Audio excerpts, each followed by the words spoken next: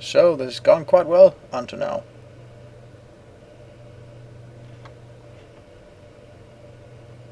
Hope you've been following the data printouts on the GeoSat-1 CPU over here, where it's got the tilting degrees and target airspeed for the current height. The target airspeed could be much higher.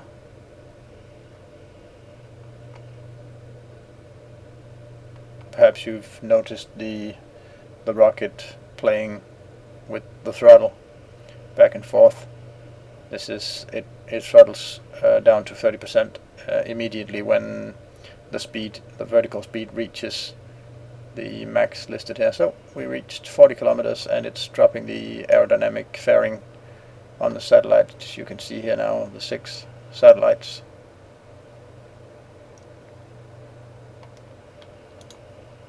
So we can try and zoom in here to look at the satellites, all with their own little KOS computers and MacJeb 2 calculators. The MacJeb 2 calculators are just there because I don't really fancy doing all the manual calculations for circularizing orbits and stuff like that. I think that's just tedious.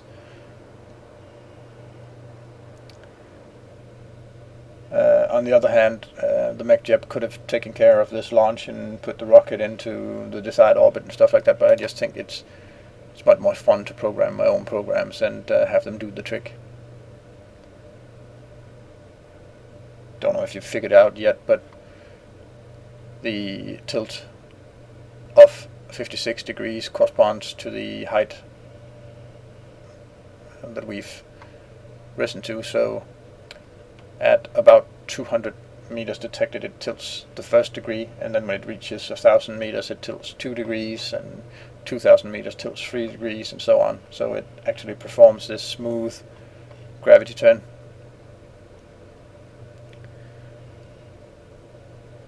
And the reason for the slow acceleration in the beginning and the sort of over-proportionate first stage here is that if you drop the first stage above 70 kilometers, it will not come out of existence, or what you call it, disappear from existence when you part a certain number of meters away from it. It'll keep existing in the game, and that way when it falls down through the atmosphere, I'll be able to use the parachutes on here and a small trigger that I've got on it that triggers at a certain altitude to activate the parachutes. All that thing will be running, and the whole first stage will be recovered after splashing down into the ocean. It's now gonna automatically stage and throttle up the second stage engine slowly, and then when it gets away from the first stage, it's gonna power up to maximum power, which actually isn't a lot, but this engine is a very, very economic engine.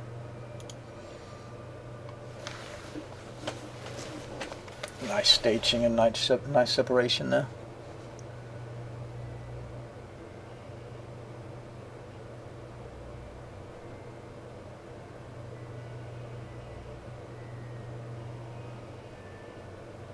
It's now gonna continue powering up until it's got an apoapsis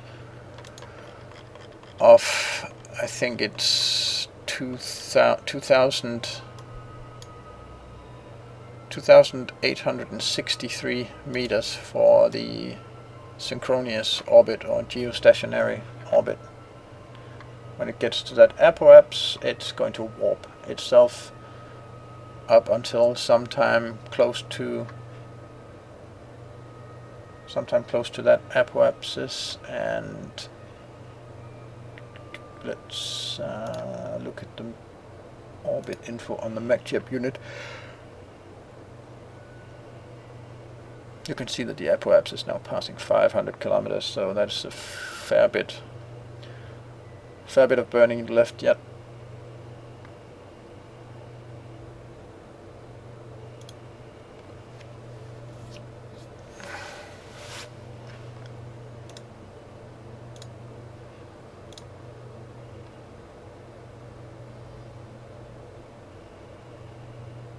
Also, I'm playing on my own little multiplayer server here.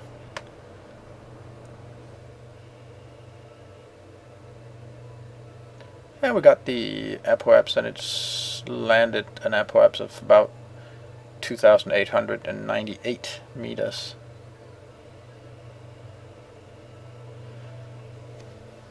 And it's now going to warp forward in time until a calculated time. What happened with all these solar arrays?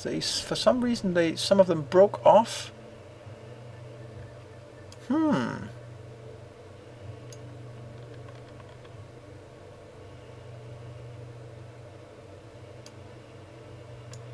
that's a construction fault.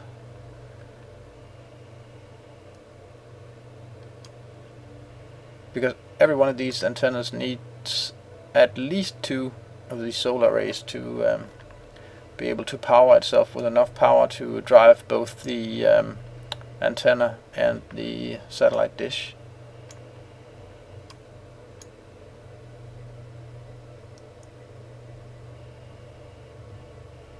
Anyway, we're just going to watch this go into its geosynchronous orbit.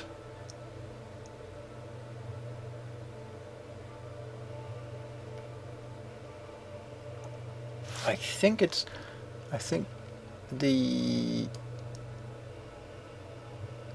solar panels actually became broken because it's clipping with this strut that I put on here to add some more stability to this long stack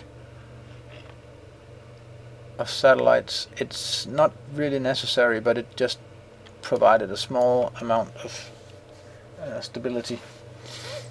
And I think actually now it's running on a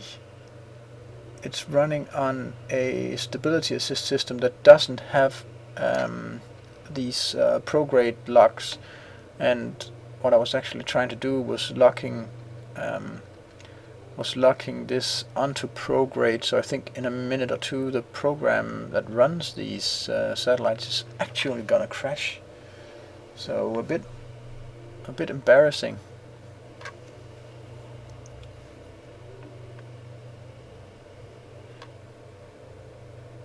It's got 2 minutes 25 seconds until apoapse, and it's talking with the Kerbal station. Right now it's talking directly still. It's actually gotten so high up. It's got a periapse of 35 kilometers, so even missing this apoapsis burn is still not gonna drag it down the first time it comes through the atmosphere. I think it's gonna come down too fast.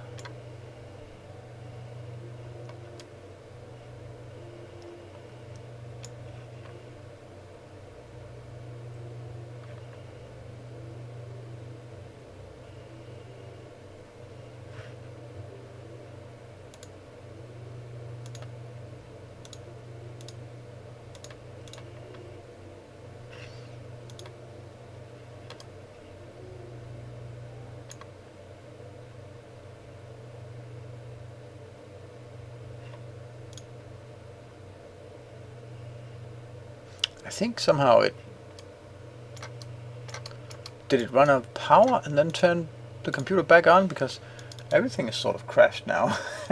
That's kind of embarrassing. Well, let's go back to assembly and remove that stabilizing strut that I added that broke all the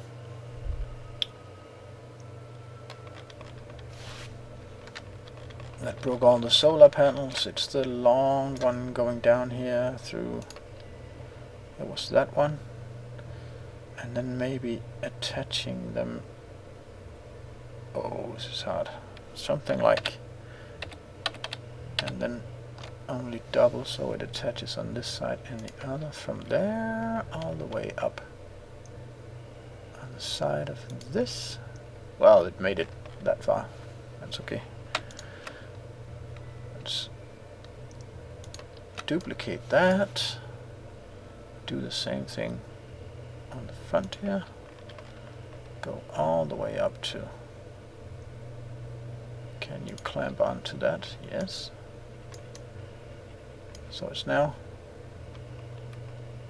clamped onto the.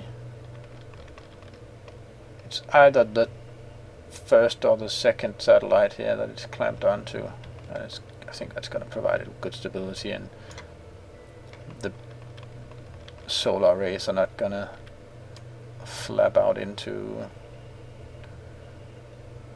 nothing here and clash with those. Nope. Actually looks pretty good. Is it because the stabilizing? No, this was supposed to have a prograde and retrograde hold. Or is it because I'm using the octo unit that doesn't have these? This only has stability assist, so what I actually should have done was replace all the cores of the satellites. Oh my god, that's huge work.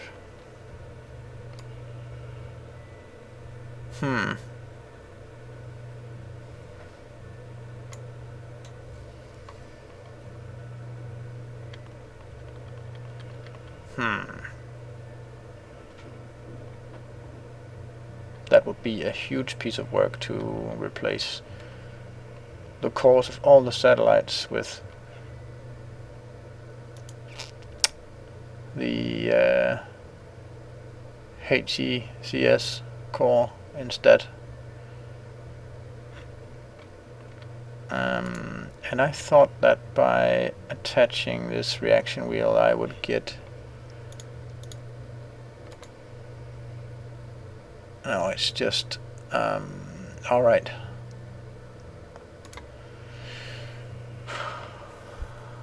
Could we perhaps add some control unit with the SAS prograde lock on the second stage and make that route and then run from there? This does not fit. Maneuver, hold, tracking, target, blah blah blah. That would do, but it's way too big. A GEA core. Can this be scaled? One must ask oneself. Yes, it can.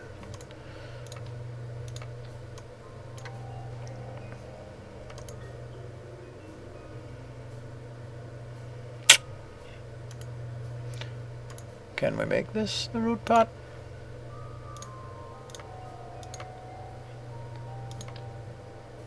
Yes. Now this should be the main computer now for the rocket. Let's just check how it sits on the launch pad now. Yes, and then save that and go for a launch. And I think actually this time we're going to do a daytime launch.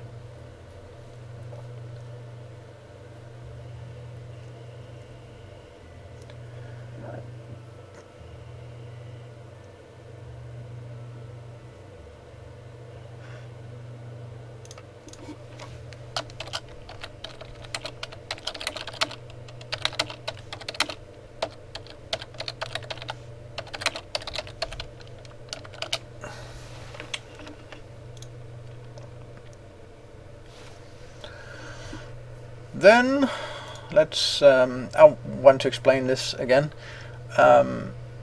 Each satellite, I didn't explain it the first time around, so now that we're trying for the second time, I'll just explain what I'm doing here. Actually, each of the satellites has one of these KOS cores, which is each of its own little computer.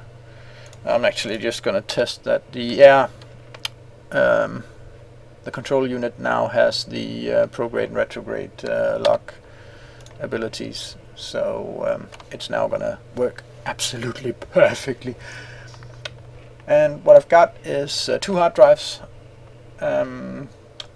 I've got a hard drive on the current computer here, which is location 1, and then I've got a hard drive that's supposed to be at the base or at the Kerbal base. It emulates that, but actually it really is a place on my computer, a location on my computer, where I've got different scripts that will do different things. So if I type list here to list files on the rocket, there's nothing.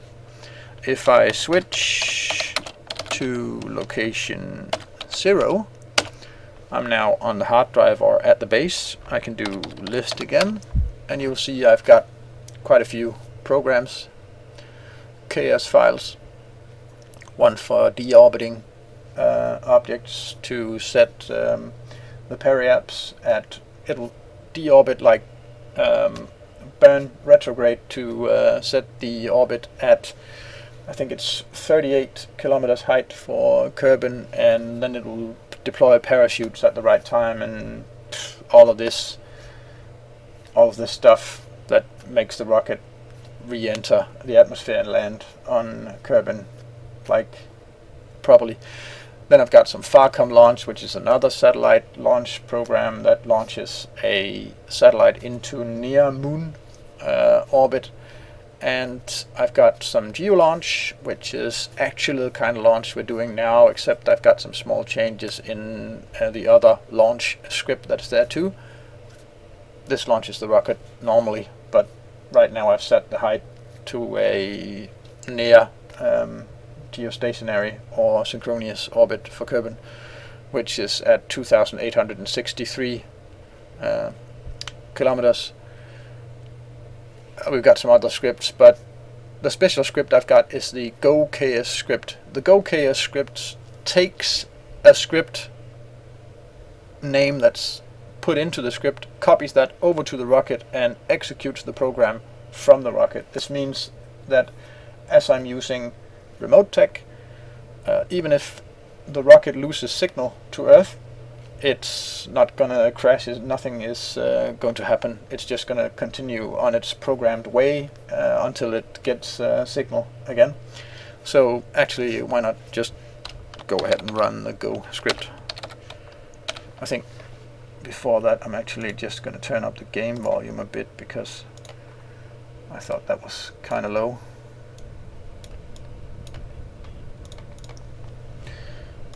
So the Go script at the beginning is going to run through some different status reports, which just tells me that it's got control of the engines, it's got control of the guidance, setting the course for the rocket, it's turning on the stability assist, it's setting up the one of the radio dishes on the lowest satellite to communicate with the Kerbal base. That's the set go message. It's counting down to 5, then starting up the engines with the throttle at, I think it's 0.1%. Then at 1 second it throttles up to 30%, releases the rocket and throttles up to 100%, and then it just sort of slowly takes off. I've got a thrust to weight ratio on this. Actually, one of the MacJep units can tell me that. Delta V stats. It's got 1.3 throttle to weight ratio, and this is this way because the mainsail engine has that kind of power, and I want the first stage to complete after it reaches 70 kilometers, so that when it's reached 70 kilometers it stages, and because it's above 70 kilometers it won't cut out the stage part when I get away from it, something like 3 or 4 kilometers or something like that. It removes uncontrolled parts when you stage them below 70 kilometers, and I don't want that. I want this to fall down to Earth and be recovered. So I've got a large number of parachutes on it. I got a control unit that at, I think it's 1,000 or 2,000 meters, triggers the parachutes, and then it slows it down and it lands nicely in this salty seawater and gets corroded like hell. But anyway, I get I get a lot of funds returned for that first stage, so happy with that. what I explained before too is that the gravity turn of this is balanced or coded in with the height of the rocket, so that the first starts tilting the first degree at about 220 meters of height, and then progressively turns one more degree at each 1,000 meters. So when it gets to 10 kilometers, it will be tilted 11 degrees. When it gets to 20 kilometers, it will be tilted 21 degrees, so on and so forth.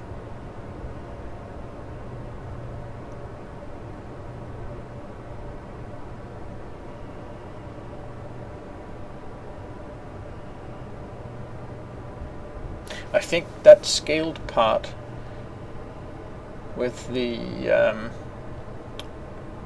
computer that's actually controlling the rocket right now is a bit of a flaw. Now it reached its velocity max, and it then throttles down to keep the rocket below 220 meters per second in vertical velocity. So the reason the total velocity goes over 220 is that we are of course also moving horizontally and not only vertical, but I'm only measuring vertical speed. So this allows it to pick up speed. The more it tilts over, the more it allows it to pick up the total speed of the rocket.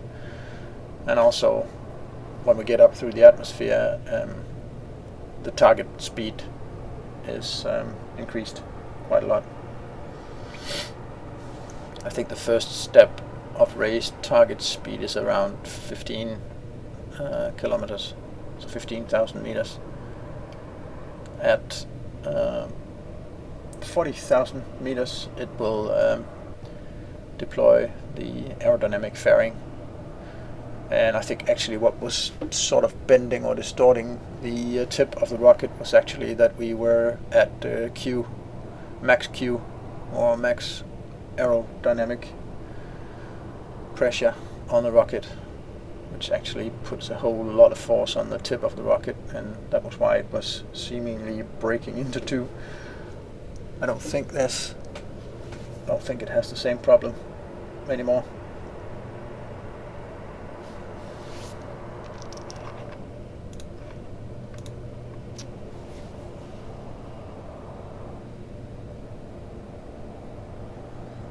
Also, the dynamic pressure is falling a lot right now.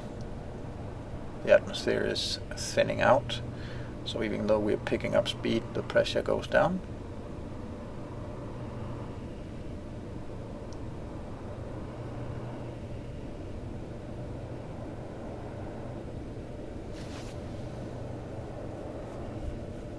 We're now at a target speed of 260 meters per second.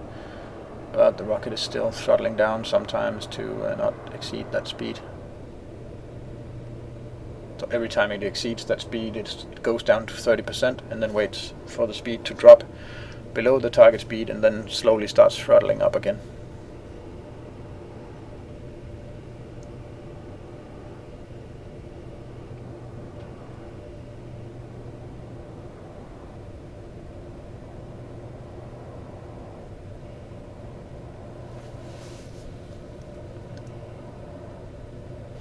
And you can't see me right now, but I'm not touching the keyboard or anything. I'm just watching this fly, just like you are.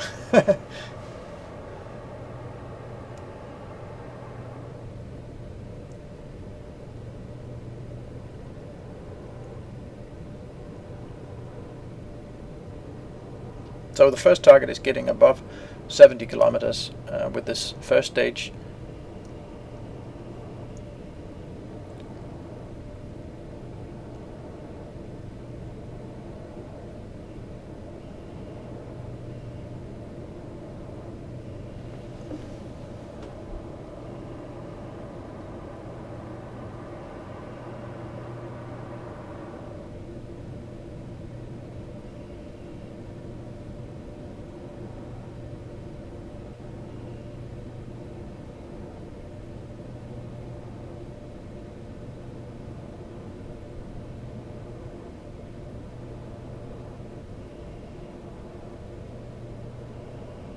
34 kilometers.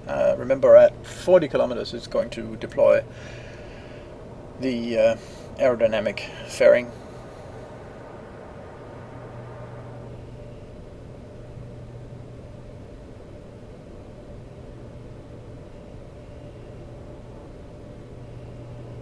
And I think it's 40 kilometers. It is just about. It's very close to removing the vertical speed limit that's enforced on it.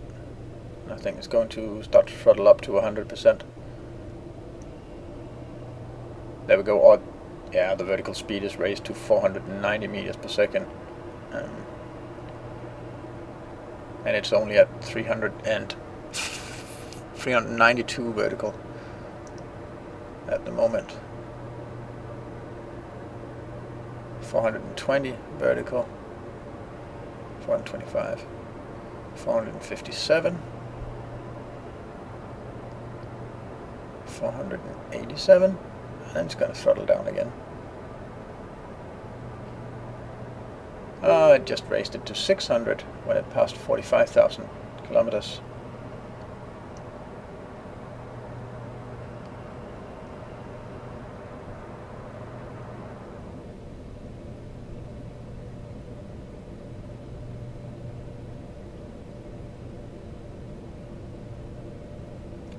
The target speed is just small steps put in at different altitudes so that it just raises it to a certain number. I could have made calculations and calculated the dynamic pressure and the aerodynamic or the air pressure around the atmospheric pressure, and then calculated the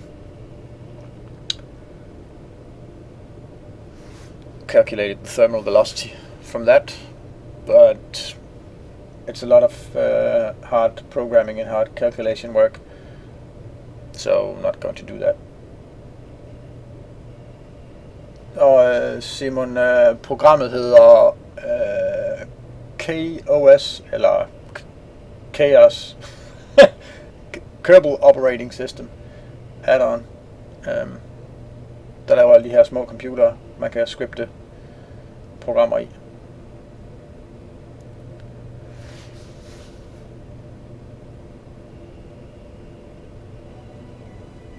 "70 kilometers and still not staged, but it's going to stage very soon, so that's properly well calculated." Poop, nice little stage, throttling up the second stage rocket to make some distance, and then powering up. 100%, nice separation. We're going to see a little bit of wobble here, since the object has now lost a lot of mass, which means that just small little inclinations of the engine is going to make it change direction much more. So it's not going to stay as stable as it was before when it's tilting towards my adjustment vector here. It's at 80 degrees now. I think 80 degrees is my set max for the tilt, so it's going to continue at 80 degrees until it gets an apoapse above the 2,863 kilometers. You can actually check that by watching the orbit info on the MechJeb unit.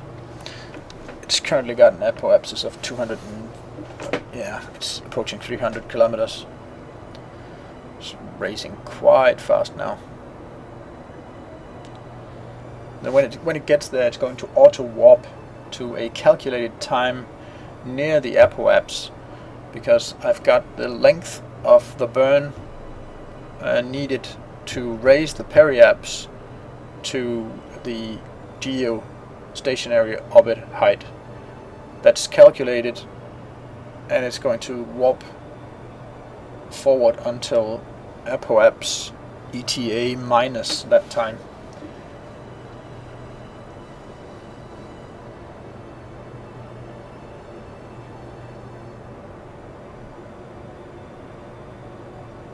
It's still broken one of the... Arrgh! Why does it do that?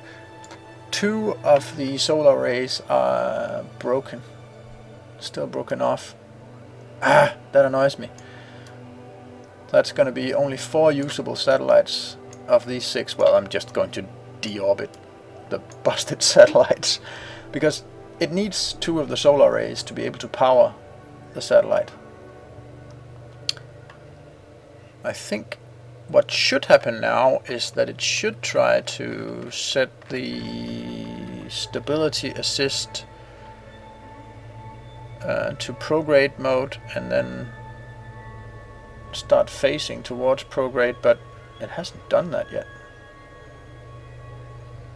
It hasn't set it to prograde. Instead it sort of tries to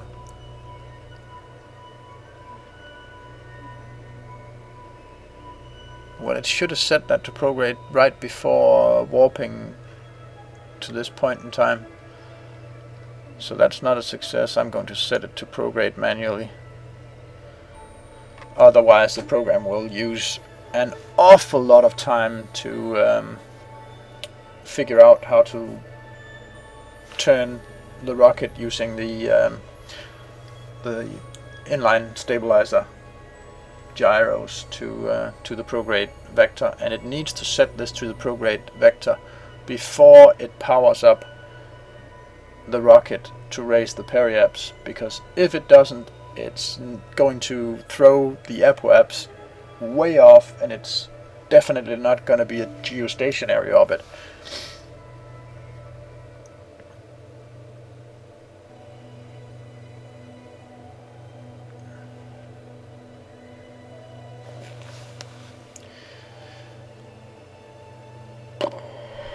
I didn't see the burn time. It should have listed the burn time in the GeoSat computer. Maybe I should have had it display that for a lot longer time. It's 157 seconds until.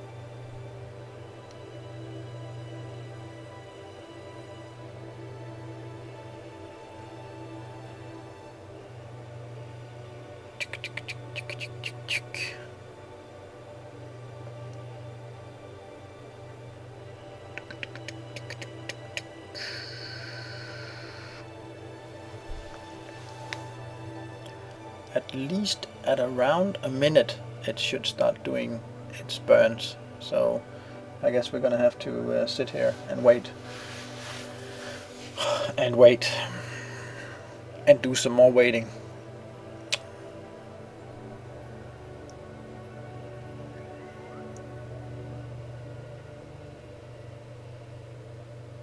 I didn't lose satellite contact, did I? Nope.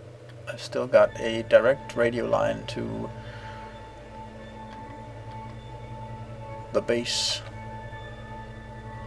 or the Kerbal Space Center.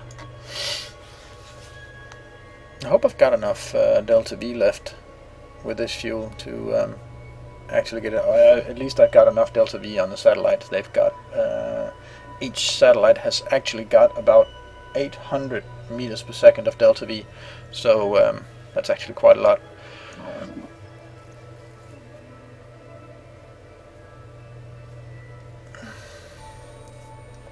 I'm guessing it should have started to throttle up now, but it didn't. So I'm actually guessing when we have some sort of bug in the software again.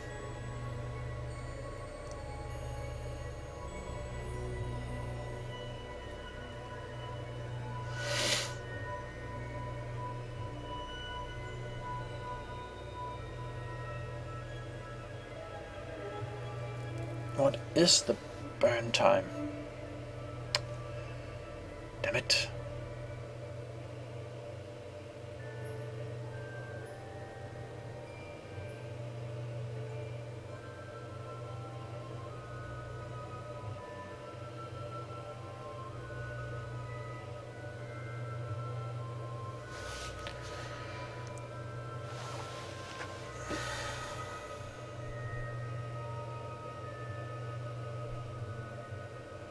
Well, we know if it crosses 0 seconds in time to apoapse, something definitely went wrong. But it's still printing out ETA to apoapse, which means it's in the loop. It's still in the time to burn loop. So as long as it keeps printing out ETA apoapse and the time up there keeps falling, then it's okay.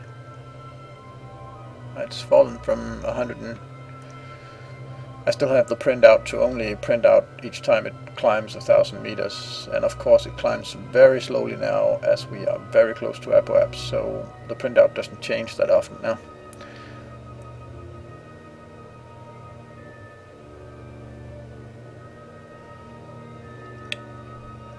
Come on, do your burn thing. 15 seconds. It's not going to be... It's calculated a very short burn for this.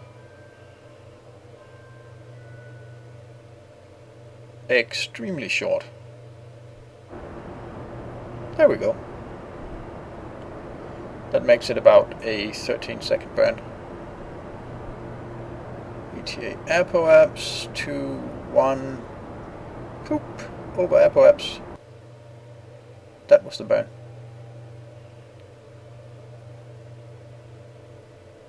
And that's because we are out of fuel, so there's actually not enough fuel on the second stage to circularize the orbit. Well, there is enough fuel on the satellites, so I'm going to put the satellites out and I'm going to start to circularize their orbits at apoapsis. So let's depart one of those, turn over this rocket in some sort of direction, depart the next one,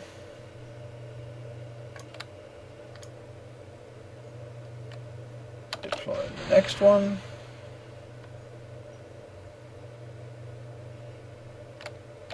next. What a nice starship pattern of satellites. Next. And the last one.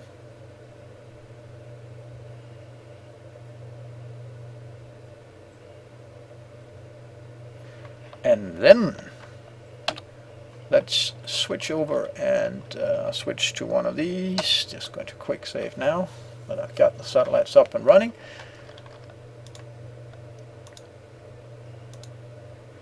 Let's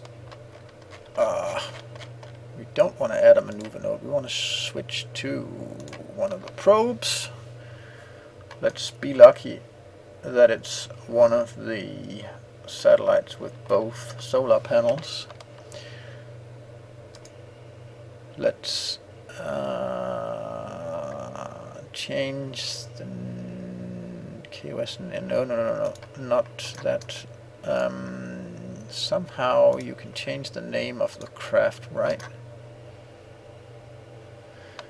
If we can change the name of this craft somewhere.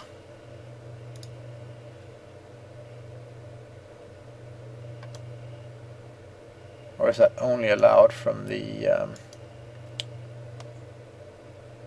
Space Center? Well, let's just use the MechJeb unit on this unit. Set the dish to target. What do we want to target with this dish? I think we want to target Minmus, because the next one of these satellite missions is actually going to Minmus, and we want to establish a nice communications array so we always have connection to Minmus. Activate.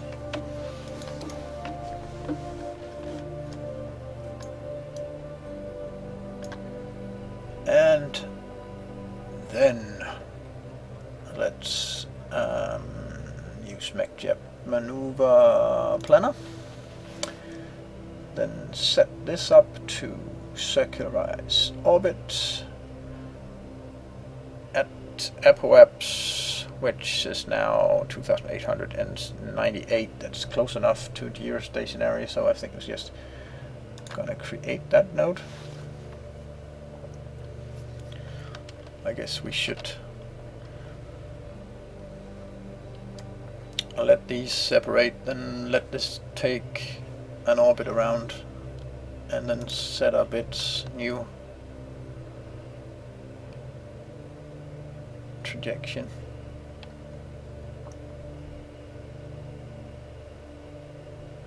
So we're going to let this time accelerate. Of course it'll lose contact, but then it'll pick up signal from all the other various satellites that we got going around here. It's actually got contact problems. There we go.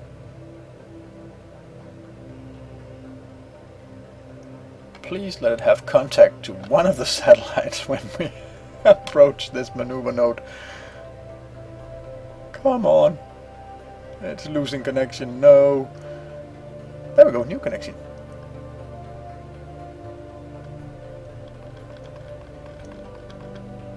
And now there's a nice spread on the satellites.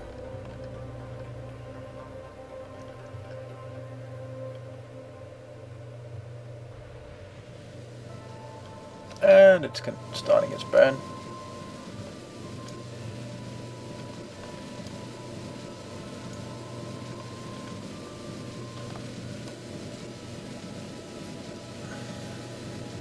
A bit of cheating here. I've got a bit of clipping with the fuel tanks here, but the important thing was to make the satellites as compact as possible.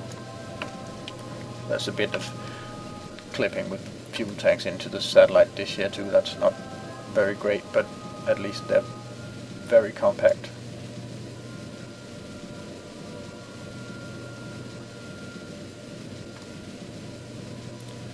And I've built it so that the weight of the solar panels at the back here makes up for the weight of the communications dish here, and the weight of the MechJet unit is compensated by the weight of the battery on the other side, so it's almost balanced.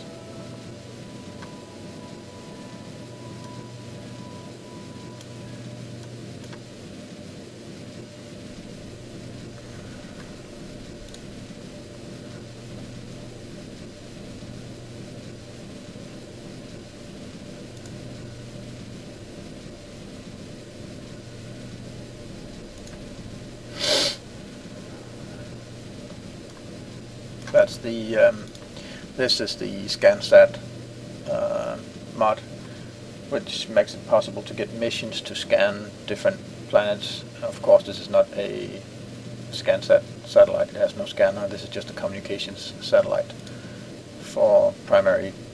This is primarily built to have so that I can land unmanned spacecraft at Minmus. So this is actually a Kerbal orbiting satellite that establishes contact with Minmus, because I'm going to have one of my next missions is I'm going to have a base, have to build a base at Minmus, and it's supposed to be supporting 12 Kerbals. So I'm going to have to fly some automated ships up there with some of these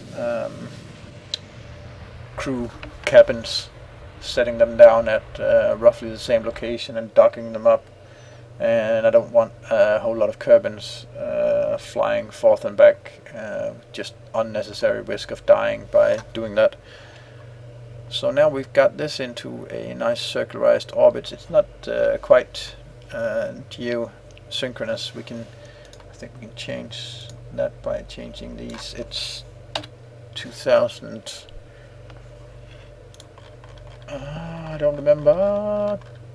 2,863 kilometers. 863. Will it do that? new apps, or as it's new app is gonna be lower than that, so we have to change. Apps is 2863. Create new apps, so apps cannot be. Then we must change the apps, right? Like that. Remove all nodes, create and execute.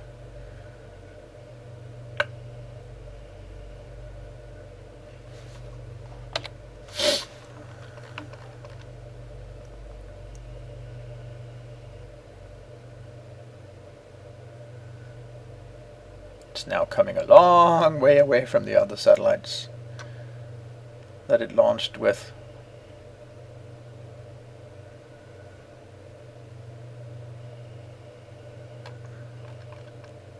See if we have something contacting this. There's not any radio contact now. If it doesn't have any radio contact when it reaches the maneuver node, it's not going to maneuver, because MacJeb is not the same way as KOS. This won't let it maneuver if it doesn't have radio contact.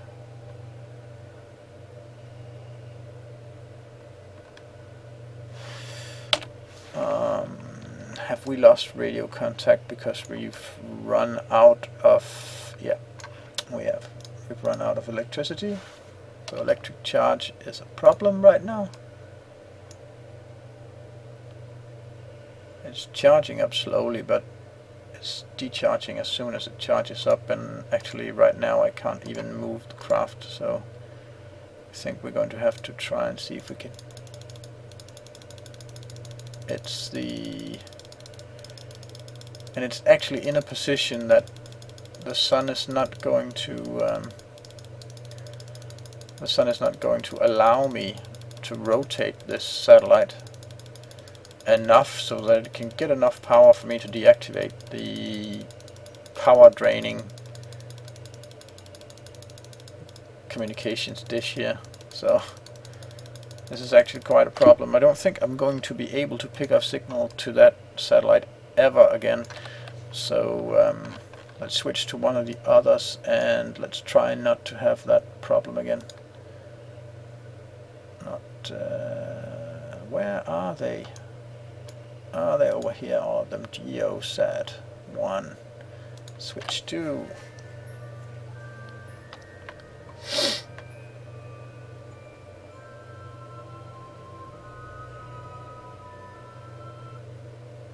Oh, that's not the satellite. That's the rocket. Screw that. Space junk.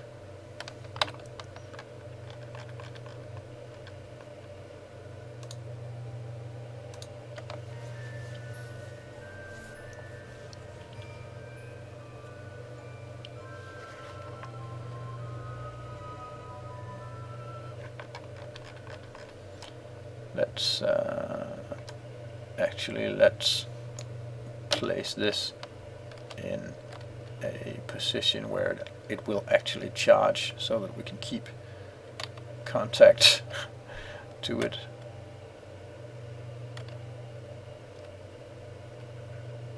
Like that.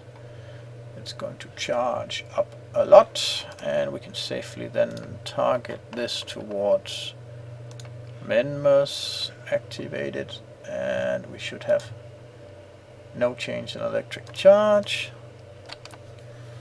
Then let's use MacJeb on this one to change its periapps to 2863.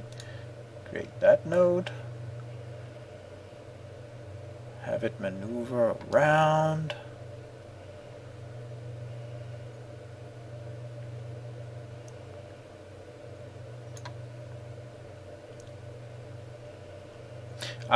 It's the angles that's needed to burn here for this. That's actually quite disadvantageous. Those are not good.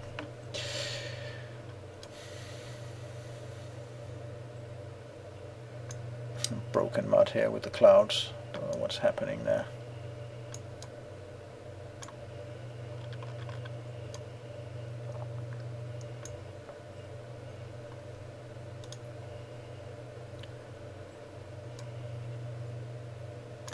well, you get the idea of putting these satellites into position, and to get a nice spread around Kerbin, so that they will be synchronously spread all over the circle of the orbit.